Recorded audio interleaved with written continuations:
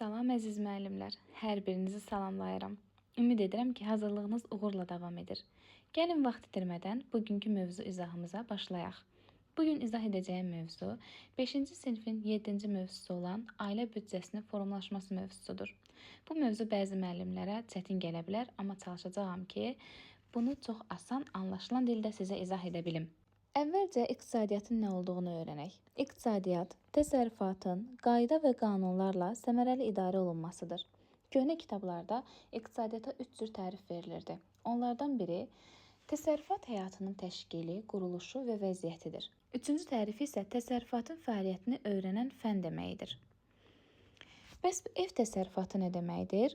Ev təsərrüfatı evin, ev həyatının idarə olunması üzrə işlərdir. Ev təsərrüfatına əmlak, pul vəsaitləri, ev şəraitində istifadə olunan əmək alətləri daxildir. Ev təsərrüfatının idarə olunması, ev işlərinin yerinə yetirilməsi, yeməyin hazırlanması, evin yığışdırılması, xırda təmir işləri, ev heyvanlarına qulluq, həyətyanı sahənin saxlanılması deməkdir.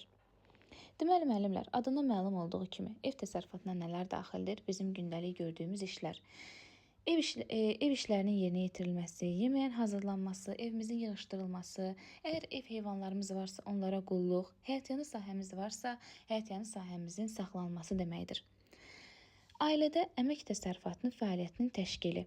Bu ardıcıllıqla düşür testlərə, ona görə də biz də ardıcıllıqla öyrənəcəyik. Birinci, ailə istehlakının təşkili və ailə üzvlərinin tələbatının ardıcıllıqla təmin edilməsi. İkinci, ailə əmlakının yığılması, yəni əldə edilməsi, saxlanılması və onların artırılmasıdır. Əmək hazırlığı və tərbiyəsi, təhsil almaq, peşəyə yiyələnmək də ailə üzvlərinə kömək. Ən axırıncısı isə əmək qabiliyyəti olmayan ailə üzvlərinə qayğı, yəni təqaüdçülər, əlillər və uşaqlar aiddir buna. Bir də təkrarlayaq. Birincisi oldu ardıcıllıqla təmin edilməsi, ikinci ailə əmlakının yığılması, üçüncü əmək hazırlığı və tərbiyəsi, təhsil almaq, peşəyə yiyələnməkdə ailə üzvlərinə kömək, dördüncüsü isə qayğı, yəni ki, təqaüdçü, əlillər və uşaqlara kömək etməkdir. Sonra, bundan əlavə, əksər hallarda ailə fərdi və ya şəxsi istehsalla məşğul olur. Bununla da şəhərin, kəndin iqtisadi həyatında iştirak edir.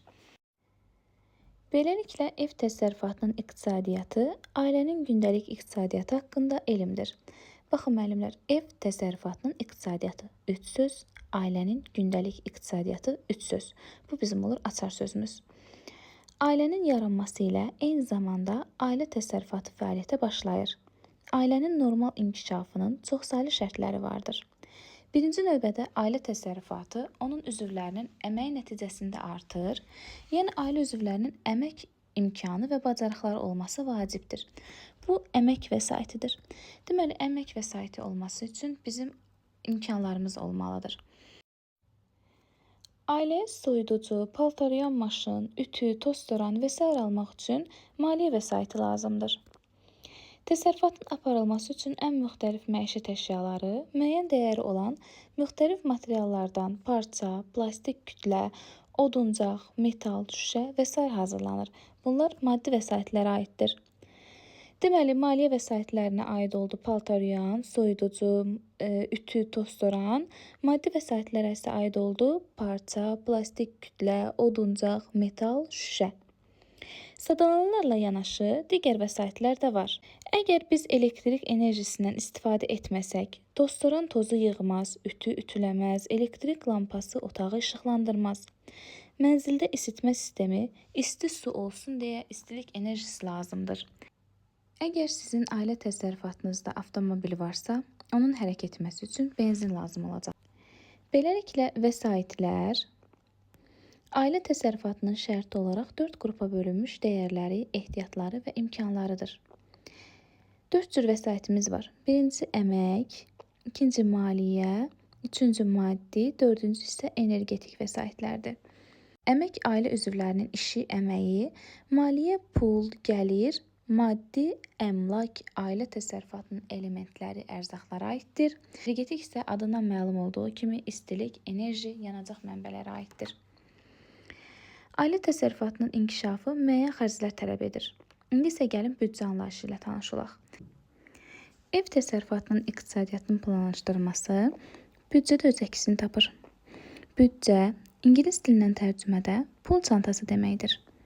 Xərclər büdcədəki pul vəsaitinin nəyinsə alınmasına və işlədilməsinə sərf edilmiş hissəsidir. Bir də təkrar eləyək. Deməli, büdcə nə oldu? Büdcə ingilis dilindən tərcümədə pul çantası deməkdir. Xərclər büdcədəki pul vəsaitinin nəyinsə alınmasına və işlədilməsinə sərf edilmiş hissəsidir. Bura qədər aydındır, keçək digər hissəyə. Hər bir ailənin aşağıdakı xərcləri var.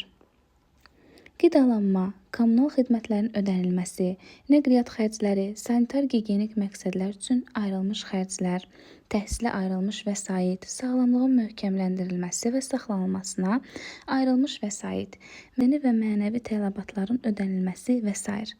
Sadalanan xərclərin bəziləri daimidir.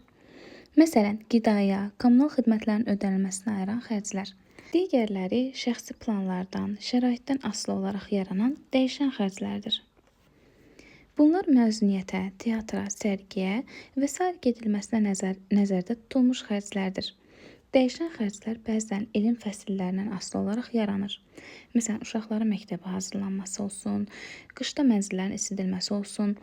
Gözlənilməyən xərclər də dəyişən xərclərə aiddir. Gözlənilmədən gələn qonaq və ya xəstəlik. Ailənin gəlir və xərclərinin müəyyən zaman kəsikləri üzrə paylanması ailə büdcəsi adlanır. Baxın, ailə büdcəsi nədir? Ailənin gəlir və xərclərinin müəyyən zaman kəsiyi üzrə paylanmasıdır. Əgər hansısa bir dövrdə gəlir xərcdən artıq olursa, onda pulların bir qismini yığmaq olar. Bəli, müəllimlər, deməli, əgər gəlirimiz xərcdən çoxdursa, onun bir qismini yığmaq olur. Amma əgər xərc gözlənilən gəlirdən artıq planlaşdırılıbsa, onda büdcə kəsirli olacaq. Kəsirli büdcə nədir? Deməli, xərc gəlirdən çoxdur. Onda nə olur? Büdcəmiz kəsirli olur. Büdcə kəsiri nədir bəs? Büdcə kəsiri büdcədə planlaşdırılmış xərclərə pul vəsaitinin çatışmayan hissəsidir. Belə müəllimlər, mövzumuz bu qədər. Unutmayın, hər öyrəndiyiniz mövzu sizi müəllimlik arzusuna bir addım daha yaxınlaşdırır. Növbəti dərs saatlarında görüşənədək sağ olun, sağlıqla qalın.